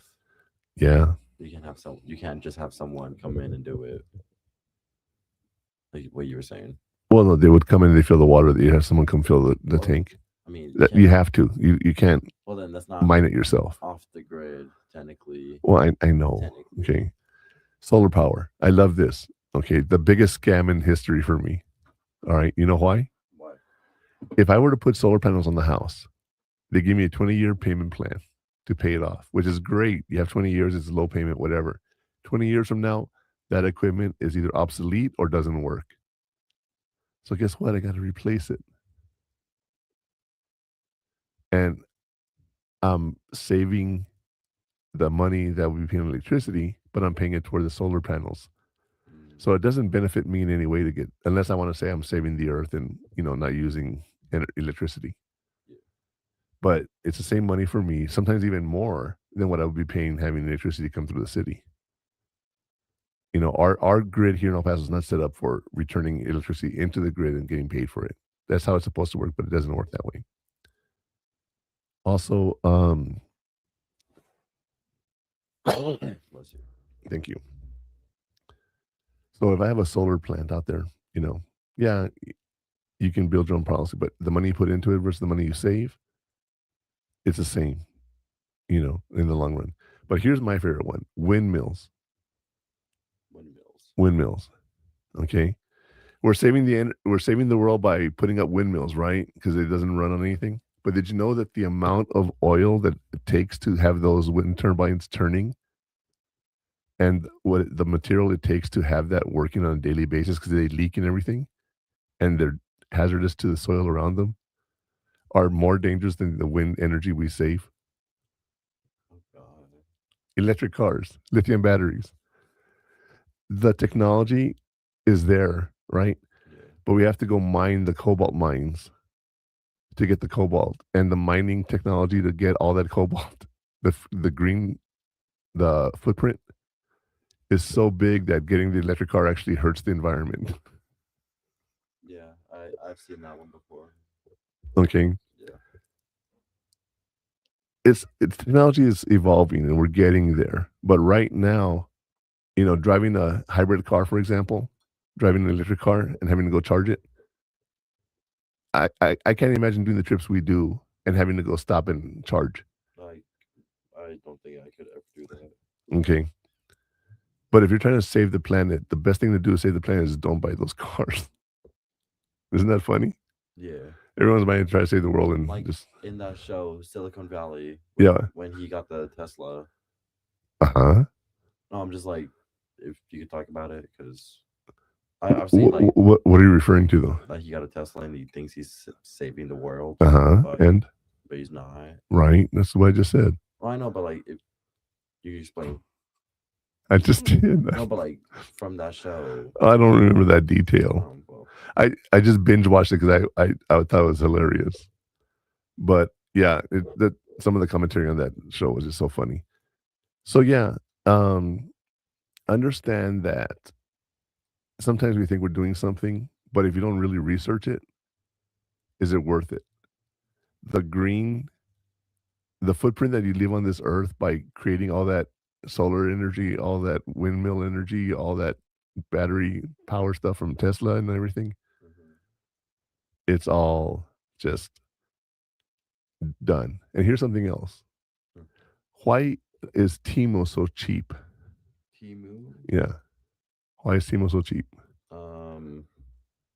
Resells, I would say. Resell? What do you mean resells? Stuff that's been not used, but you mean discounted or something that doesn't work anymore? Yeah, it's not doesn't work. It's not like refurbished. Yeah. It's like refurbished and put on to sale. Well, what if I told you Temu is not really about shipping everything? They gather everyone's data and they sell that for money. That's why we get all these calls, not just Temu, but all these companies selling your private information. Is why we get so many damn spam calls.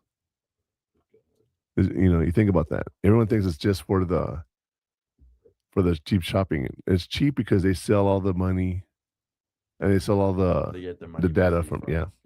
Okay. So I didn't think about that. Research it. Check it out.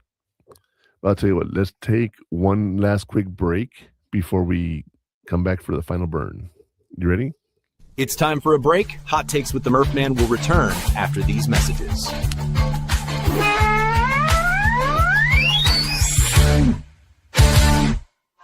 The station where our veterans' voices are heard. MBR Talk. Hey, thanks for supporting our channel by watching and listening. Find us on the web at mbradio.net.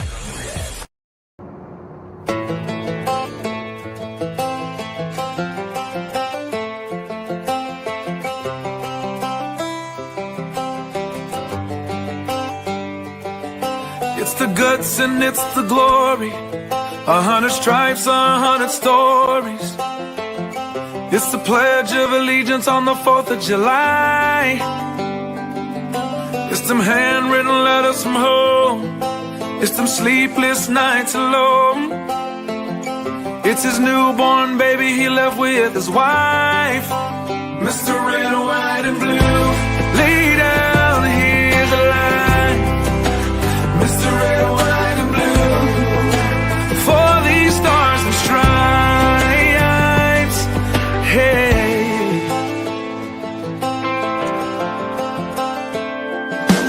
From the fields of Indiana to the swamps of Louisiana to the golden coast of California, Uncle Sam's the only family he's got. His purple heartbeat won't stop. And his 18th birthday was the day he was born. Mr. Red, White, and Blue, lay down, hear the light. Mr. Red, White, and Blue, for these stars and stripes. Mr. Red, White, and Blue, stand on the front line. Mr. Red, White, and Blue, pay the ultimate price.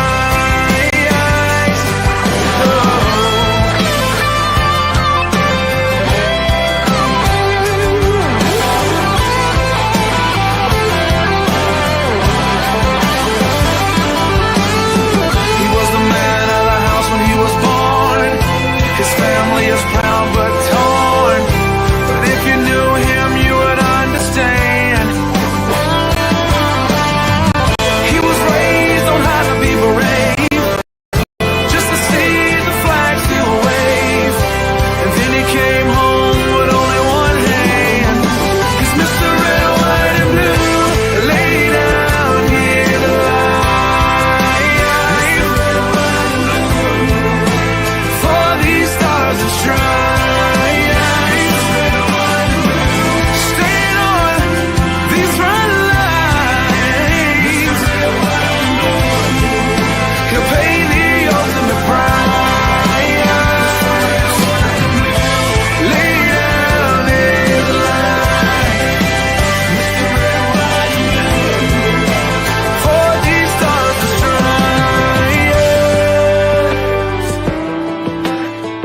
March in line, march in line. Hey. Hey.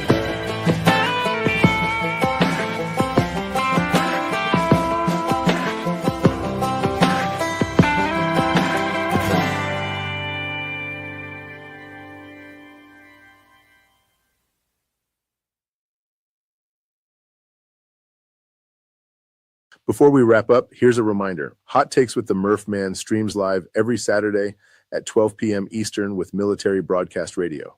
At mbradio.us, we give veterans a voice and help them launch their own podcasts. Hot Takes with the Murph Man is partnered with Squad 915 Studios, the place for premium content you won't find in the live podcast or on socials. At stream915.com, we are a local platform made for El Paso with content exclusively created by El Pasoans. Check it out. It is free to create an account. Visit purehottakes.com to connect on socials and unlock your discount link to stream915.com. All right. So before we get to the final burn, let me talk about stream915.com. You can find all our premium content on there, and you can find all the behind the scenes and a bunch of other stuff that you're going to see. But I got to tell you, for those of you who are here in El Paso, check out Stream915 Studios at Shops of Solana. We're having a grand opening next week.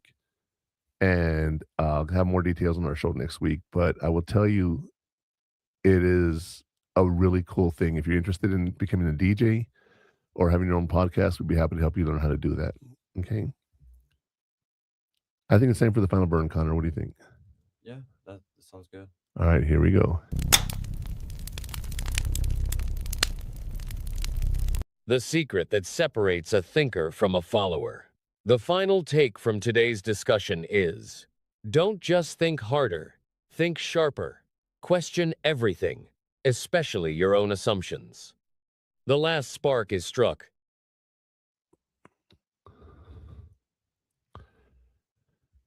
Don't just think harder. Don't just think harder, think sharper.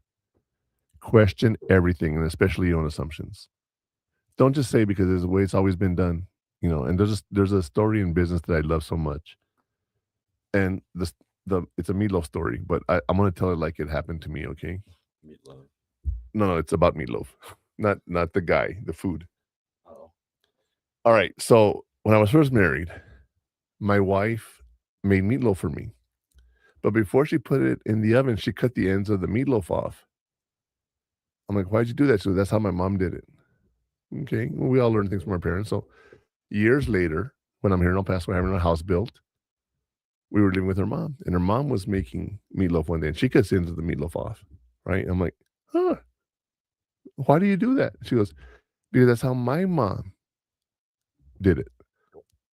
Well, her mom, Tita, is what we would call her, was there at the house. So I went over to Tita, do you remember make meatloaf and you cut the ends of the meatloaf off? She goes, yeah. I said, why would you do that? She goes, because it wouldn't fit in the pan.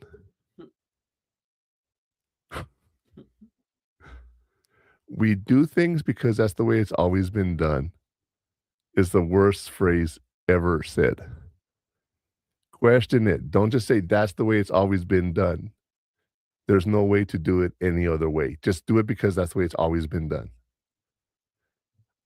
Don't just assume everything's correct. Don't just think that, hey, this is the way it all works, whatever the case may be. All right?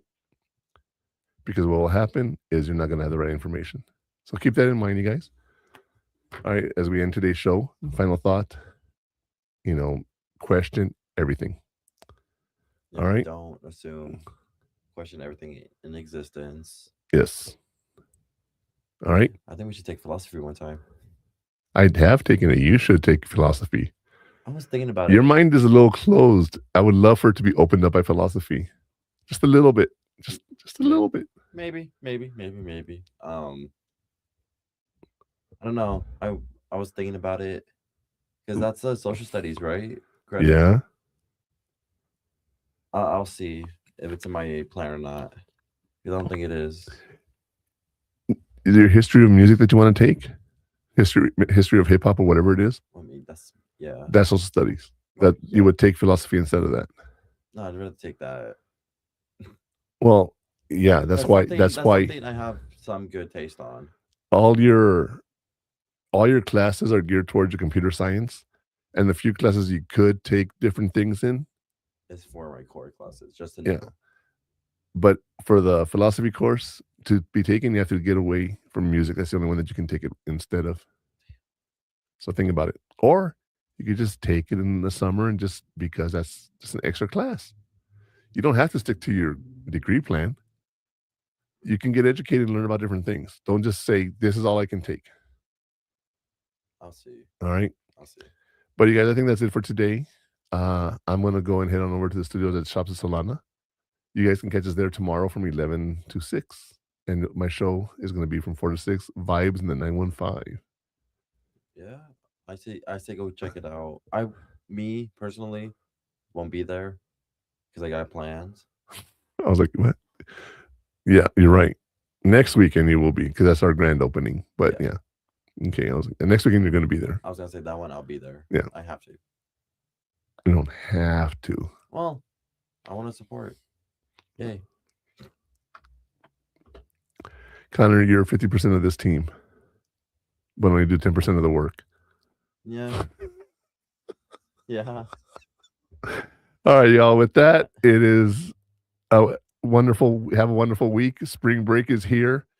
St. Patrick's Day. Can't wait to drink that green beer. Have a good week. That's a wrap on this episode. If you're looking for more, you can find all the best clips from the show on our social media pages. For all the links and more information about what we talked about today, visit purehottakes.com. And if you want to watch the full replay or get access to our premium content, subscribe now at stream915.com. We appreciate you tuning in.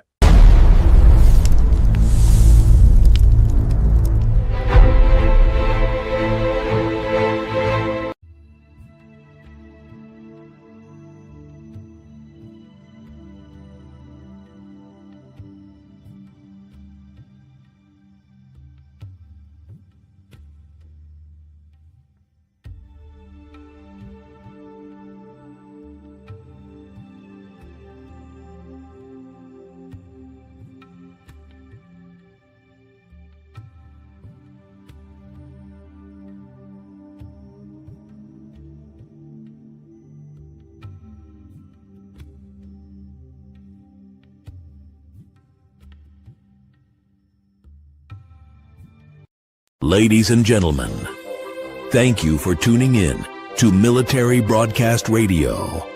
As we wrap up today's show, we want to remind you that the podcast of today's episode will be available right after we go off the air. So if you missed any part of the show or want to listen again, be sure to check it out. And remember, we're here to support and honor our veterans. Your stories and experiences matter, and we are committed to giving you a platform to share them. That's right. We're here to give our veterans a voice. So don't forget to catch the podcast and stay connected with us. Giving our veterans a voice.